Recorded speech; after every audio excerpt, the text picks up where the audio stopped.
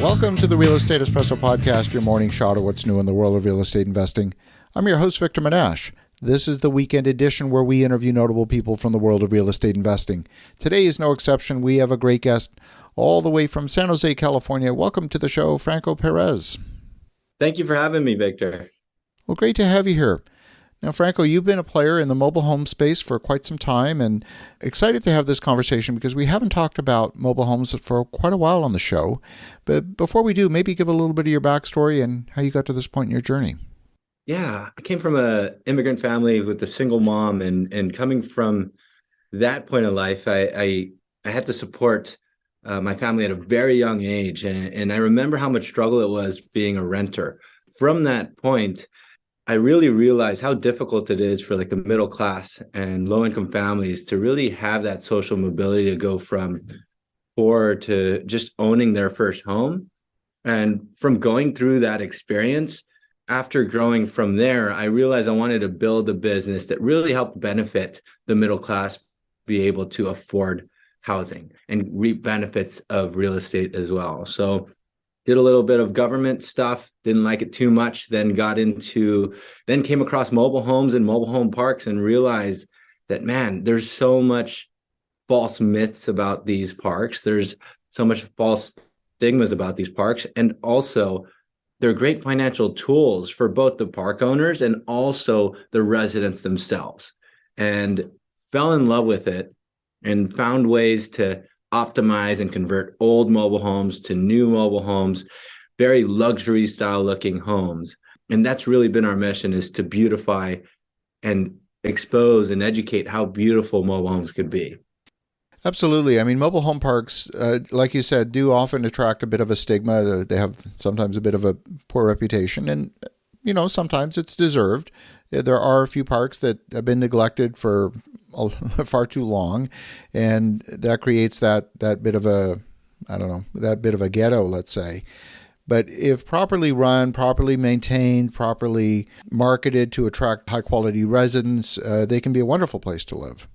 Yeah, I mean, one thing to note is, I mean, just like what you just said, with apartments, with single family homes, there are bad areas too, right? So you have a full spectrum as well. You know, there are areas of apartments and housing that you wouldn't want your kids playing around. And then also the same with mobile home parks. Yes, there are some bad parks, but also there's some very beautiful parks as well that are perfect retirement areas or perfect places for families to grow up.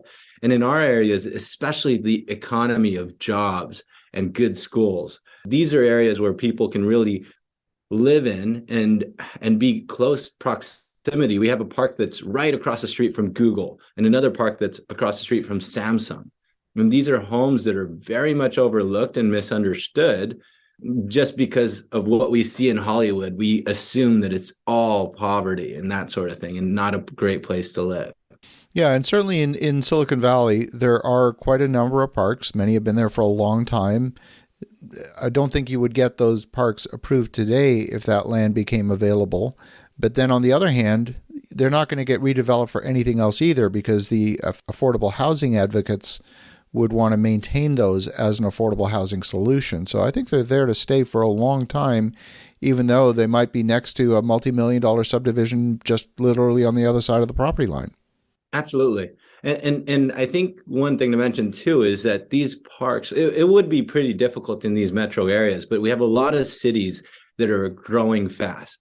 And what's great about these mobile homes is they're built at a very effective rate with all these labor issues of construction and that sort of thing. We're able to deploy. I mean, we're working with some partners now on deploying these parks to be workforce housing in many fast-growing areas. For example, there's the Tesla plant that's growing in Nevada, where we're working on building housing out there, and many other areas of Texas as well. These are areas where we can produce fast quality housing that will allow affordable housing for these working class people. Now, one of the misconceptions that we often hear is that, you know, it's really all about hard construction cost, and hard construction cost is a piece of the equation. But when it comes to providing a service lot, whether it's for a mobile home or for a detached single family home, the service requirements are identical. You just got to still produce water and power and sewer, all of those things still need to be there. And so those infrastructure costs are very similar, irrespective of what you put on top of it.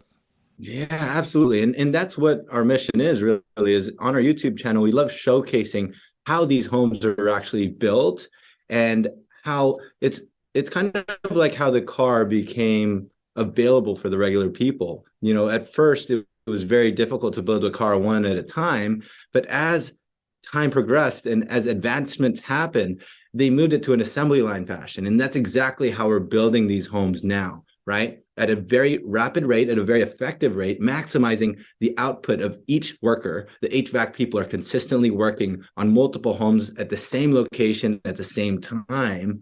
And with that, we're able to keep the cost of construction lower while still keeping the standard of construction very high. And not only that, it's also much safer for these workers in these controlled environments in a warehouse where you don't have to worry about weather delays and that sort of thing. And we continue to raise those standards.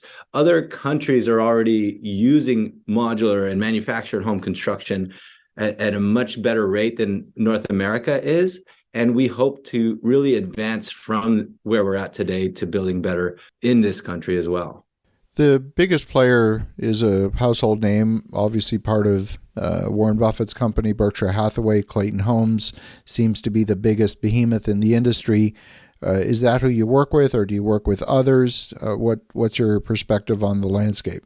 We do work with them. Now, every state, every location has its own different pros and cons. Every state has its own better territories of what they build and what they can build. But we partner with all to really build, we're not committed to one, but we work with Clayton at their factories. I know a lot of them very closely, but yes, we do work with them as well. And there's a lot of attention going into this space, especially with all the problems happening with housing.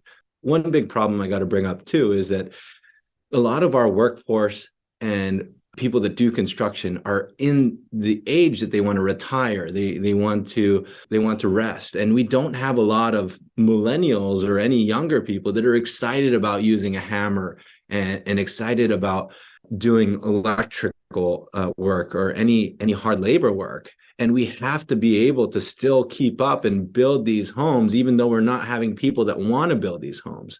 And how do we do that? It's through process improvement.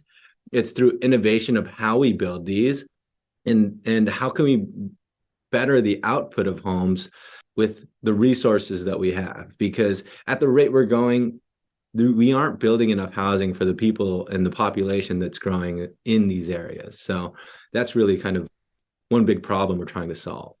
Yeah, absolutely.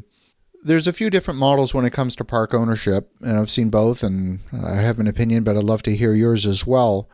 Some parks own just the dirt and they rent the pads to the individual homeowners, and they put together a deal with a dealer for Clayton Homes or whoever the dealer might be, or they buy a used one on the market and have it brought to the site.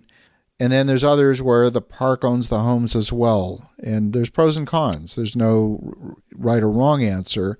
What's your perspective? Which model do you prefer?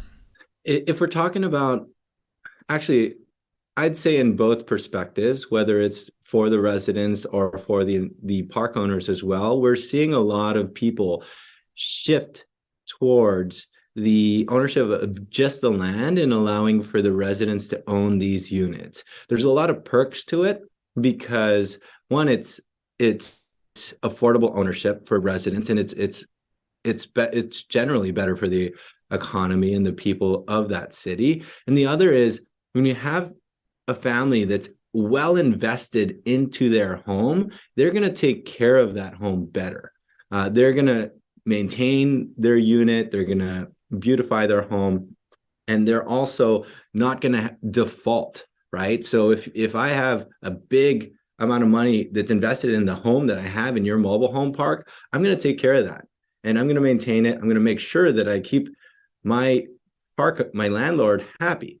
But it actually works in both ways. The residents are able to reap benefits of ownership, and then also the park owners have to worry less about maintenance, less about default. All they have to worry about is the utilities, and then keeping the roadways and utilities working and compliant, right? But I work with a lot of park owners that have mobile home parks that actually have them as rentals, and they're working very hard to convert it into an ownership model, whether it's coming from renting and giving them opportunities to own their own unit, or shifting and converting these parks completely. In the mobile home park space, as with any investment, there has to be an exit strategy. Otherwise, to quote Mr. Wonderful, Kevin O'Leary, that's called a prison for your money if you don't have an exit strategy. What is the exit strategy? Is it institutional buyers? Is it individual investors? Is it packaging of portfolios? What's your perspective? The last year has been a real big shift.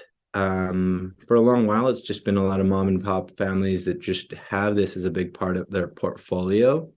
To answer that question, you don't see a lot of families that want to let go of their parks because they have no reason to, but we are starting to see a lot of institutional money, hedge funds that are getting into this park ownership model, right? With a lot of the money not being as strong in stocks, real estate has been a big topic for where they're going to move their investments to. And once it's really well understood how these parks work, then we're seeing, as that's developing and as people are getting attention into it, we're seeing a lot of movement of money into this space. Very interesting. Well, Franco, if folks want to connect, if they want to learn more, what's the best way? All of our stuff is on www.franco.tv. You can see our YouTube channel there, our Instagram, and you can really see how beautiful we're making these homes. I think if you haven't seen a mobile home, you should definitely check out our stuff and see how beautiful we're making them. And it shouldn't be something overlooked. Awesome. Well, Franco, love the perspective. And for the listeners at home, definitely connect with Franco Perez at franco.tv. Check out his YouTube channel as well. And in the meantime, have an awesome rest of your weekend. Go make some great things happen. We'll talk to you again tomorrow.